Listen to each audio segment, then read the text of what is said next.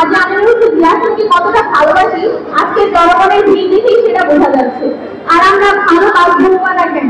কারণ হচ্ছে আমরা যখনই তরুণ-তরুণীরা তার দরজা নিয়ে দাঁড়িয়েছি কোনো কাজে বা কোনো সাহায্যের জন্য, যখনই আমরা গিয়েছি কখনো আমাদেরকে না বলেছি, আমাদেরকে সবসময় সবকিছু দিয়ে সাহায্য করার চেষ্টা করেছে।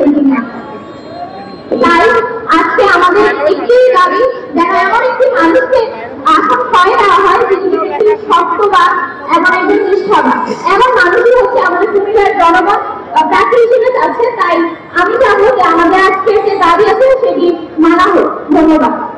পরিবর্তনের সূচনা হয়েছে, আমরা সেই পরিবর্তনের ধারাকে এগিয়ে নিতে চাই। আমরা সেই পরিবর্তনের পাশাপাশি একটি নতুন স্বপ্ন দেখি, আমাদের দেশকে একটি নতুন রূপে গড়ে তোলার পাশাপাশি আমাদের শহর, আমাদের সবার গ্রামের শহর কুমিল্লাকে উন্নত করা। এর পাশাপাশি আমরা এটাও বিশ্বাস করি নতুন কুমিল্লা গড়তে একজন সৎ, আদর্শবান ও শিক্ষিত নেতৃত্বের প্রয়োজন।